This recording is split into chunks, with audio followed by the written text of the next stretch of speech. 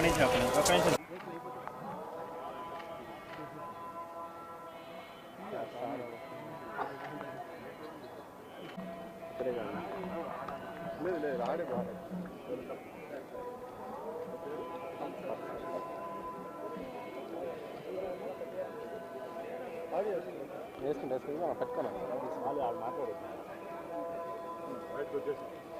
మూల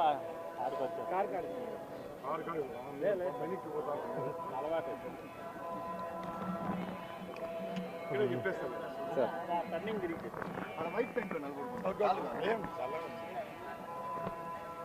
వందల రోజులు ఎండకు భాగ్యం అనుకుంటాం ఇట్టే పెట్టు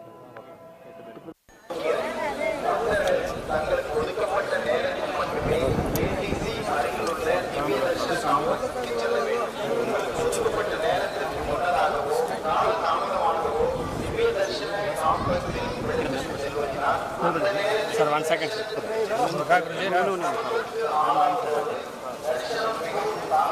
ఎవరు తీస్తారు మీరు చూసారు మామూలు పార్టీకి ఈడ కూడా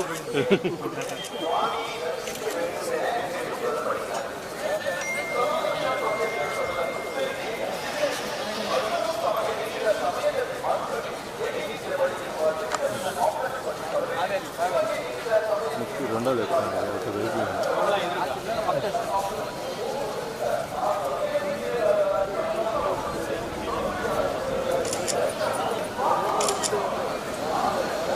స్వామివారి దర్శనం చేసుకోవడం జరిగింది. ఎమ్మెల్యే మంత్రి అయిన తర్వాత మొట్టమొదటిసారిగా ఇక్కడికి రావడం, ఆ భగవంతుని ప్రార్థించడం, ఆశీర్వాదం తీసుకోవడం, దీనికి కారణమైన మా రాయచోటి నియోజకవర్గ ప్రజలకు, అలాగే ఎమ్మెల్యేగా మంత్రిగా అవకాశం కల్పించిన పెద్దలు ముఖ్యమంత్రి వర్యులు చంద్రబాబు నాయుడు గారికి, అలాగే మా యువ నాయకులు లోకేష్ బాబు గారికి ధన్యవాదాలు తెలియజేసుకుంటున్నా.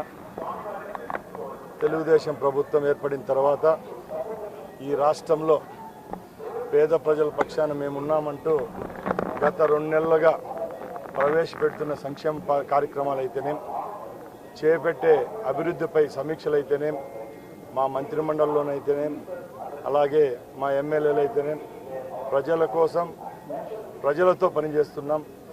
ముఖ్యంగా ఈసారి అవకాశం కల్పించిన రాష్ట్ర ప్రజలకు వచ్చే 5 సంవత్సరాల్లో ఏ కష్టాలు లేకుండా అభివృద్ధి పదంలో ఈ రాష్ట్రాన్ని నడిపించేదానికి మా ముఖ్యమంత్రి వర్యులు కంకణబద్దులై ఉన్నారు.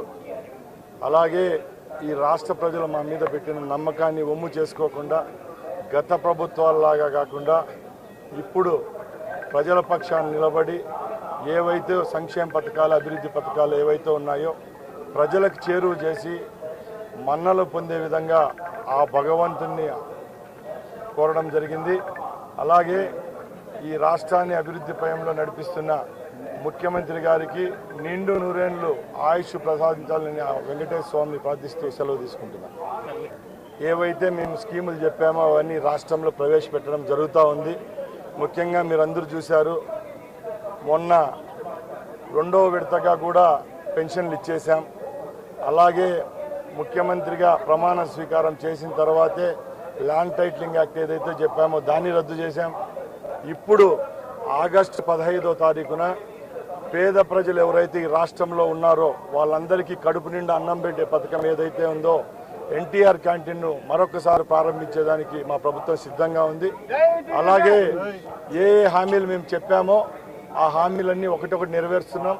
దానిలో భాగంగానే ఈరోజు నేను రవాణా శాఖ మంత్రి రాష్ట్రానికి ముఖ్యంగా ఉచితలకు బస్సు ప్రయాణం అనేది పక్కల రాష్ట్రాలైన తెలంగాణ, తమిళనాడు, కర్ణాటకలో ఇస్తున్నారు ఇప్పుడుండే ప్రభుత్వాలు.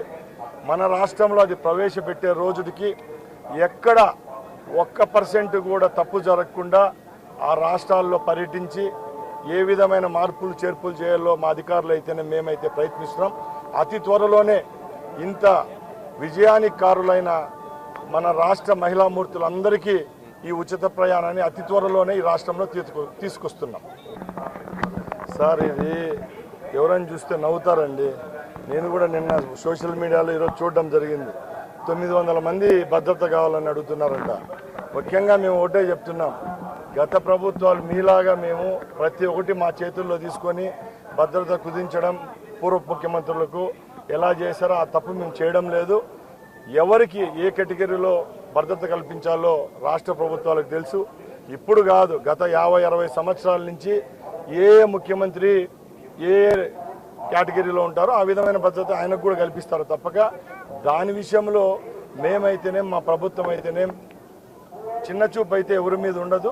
తప్పకుండా ఆయనకు నెసెసిటీ అయినప్పుడు తప్పకుండా ప్రభుత్వాలు అయితేనేం పోలీస్ శాఖ అయితేనేం సమకూరుస్తుంది.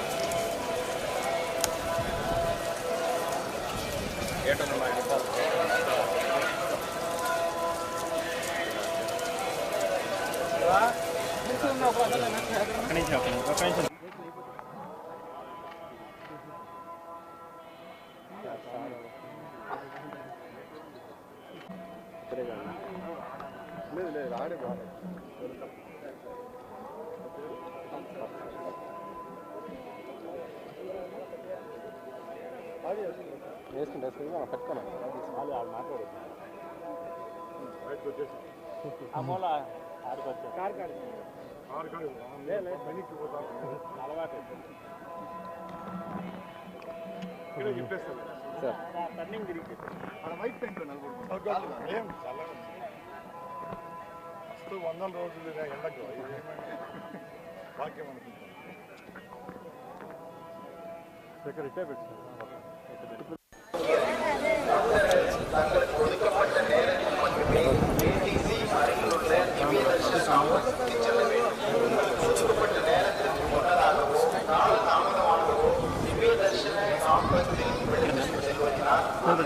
Sir 1 second.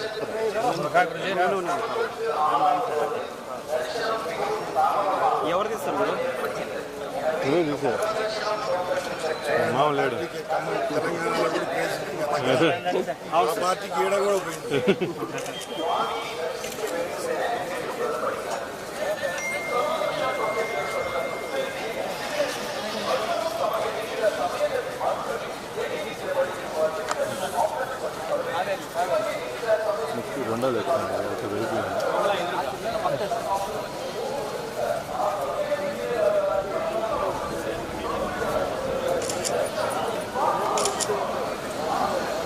స్వామివారి దర్శనం చేసుకోవడం జరిగింది.